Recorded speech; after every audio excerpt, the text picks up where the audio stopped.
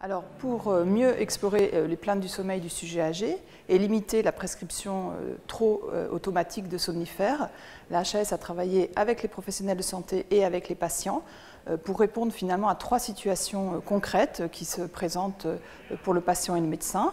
La première, c'est quand on se plaint d'un trouble du sommeil récent. La seconde, c'est devant une plainte chronique du sommeil, donc qui dure depuis plusieurs mois, plusieurs années, parce que les explorations et les traitements seront différents. Et puis une situation bien particulière sur laquelle on souhaite être proactif, qui est comment arrêter les somnifères. Donc sur la première situation, il y a évidemment des recommandations, mais aussi des outils très pratiques pour la consultation au quotidien. Parce que devant une plainte récente du sommeil, il faut absolument rechercher un événement qui a provoqué ce trouble du sommeil. Parfois, il est évident, le patient a subi un deuil, par exemple, mais parfois, il faut savoir poser des questions parce que ça peut être la perte d'un animal de compagnie, ça peut être le départ d'un voisin qui va générer une anxiété et qui va générer des plaintes du sommeil.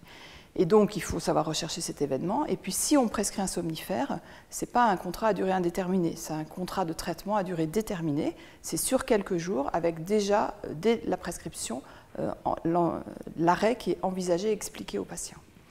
Donc ça, c'est la première situation clinique. Quand on est devant une plainte chronique, c'est différent. Il faut absolument rechercher si, en fait, il y a 2 situations devant une plainte chronique. Soit on a une maladie qui se manifeste pendant le sommeil, soit on a effectivement un trouble du sommeil. Vous voyez, c'est 2 situations complètement différentes. Et quand on a une maladie qui se manifeste pendant la nuit, si on a des douleurs dans la poitrine, des problèmes urinaires, une maladie du sommeil, eh bien, il va falloir l'explorer et le traitement, c'est tout sauf des somnifères. Et dans 10 à 20% des cas, on va trouver un réel problème d'insomnie. Et là, de la même façon, si on est amené à prescrire, c'est avec un contrat de traitement, donc un CDD. Et puis, il y a des alternatives aujourd'hui pour ces prises en charge, telles la relaxation, la thérapie cognitivo-comportementale.